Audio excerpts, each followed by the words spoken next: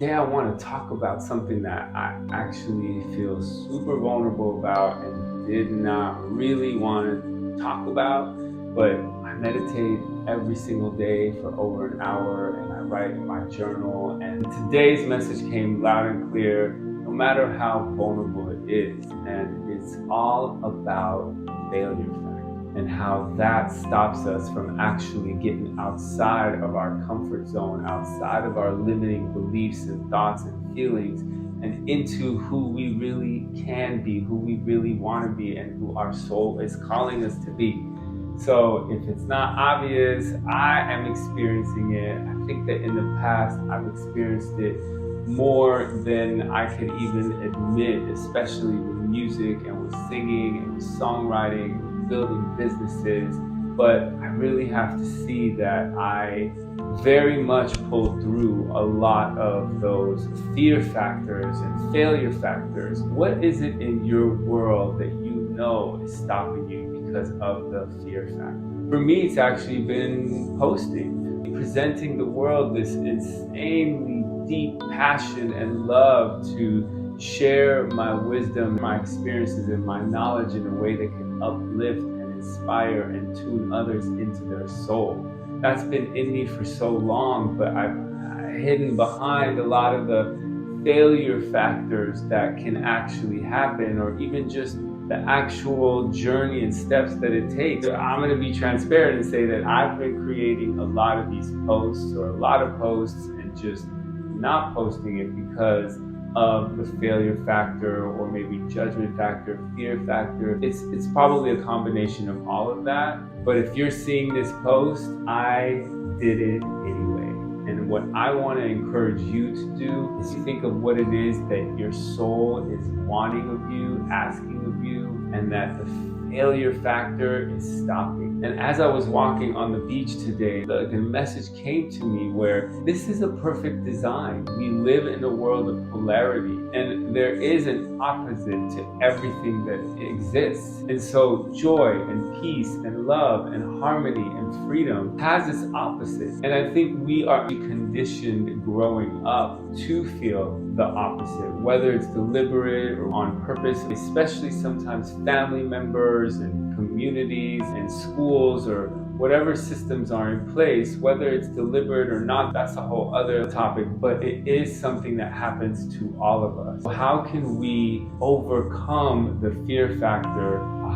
It's not even overcoming it. It's facing it, and then it's doing the action behind it anyway. Like today, to actually do this post and say, man, I'm feeling some resistance to put myself out there in a way where I'm talking about things that are vulnerable and that are not the most comfortable, but if it can help anyone, if it can inspire, uplift, if it can make anybody feel like they're not alone, then I think that's really the purpose of what anybody who's wanting to add value to people's life really is doing. And that's what I'm here to do. So I'm going to continue to tune into my soul and its messages. I'm going to continue to meditate every day for over an hour. Today I was realizing just how much value and benefit that has accumulated for me. I had a conversation with a family member yesterday, and they were expressing their concern, their worry, which to them is their form of love, is their form of expressing how much they care. To somebody who's sensitive like me and who grew up in a lot of that concern and worry from my Jewish mamas and my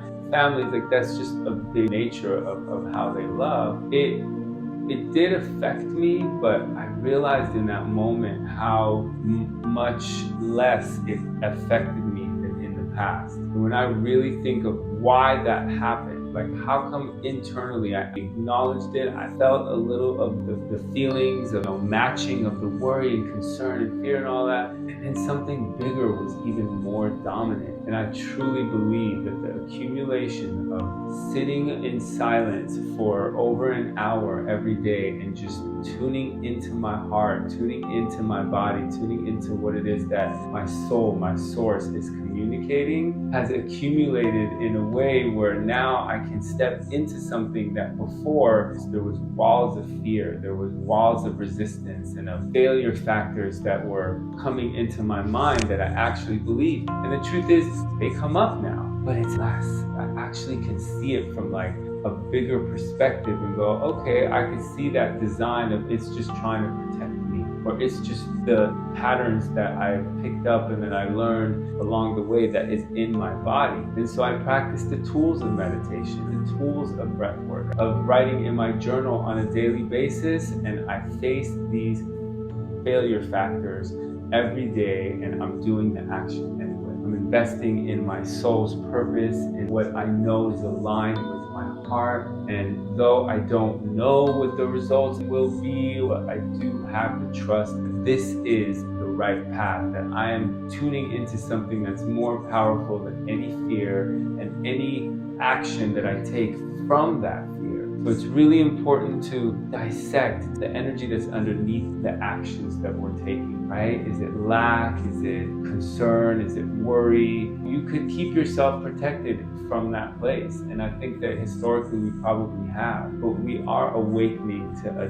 different reality, a reality where our soul is speaking to us loud and clear. And as we follow that, it may be unknown, and I understand that that is scary, but what's on the other side of that is what we really intend for, is joy, freedom, more love, more expansion, uplifting each other, uniting, connecting to people and things happening in your world that you didn't even plan for or think, but they're exactly in alignment with your soul's purpose, with the joy, with the harmony, with the peace. And I've certainly been experiencing that. I don't think that there's an end to it. I don't think there's a limit or a boundary to that. And I would say the opposite. There's no boundary or limit to how much you can protect yourself. Maybe there is. Maybe you protect yourself so much to where you are isolated and you are depressed, and then eventually you might even consider some drastic measures. So it's really important to dissect and observe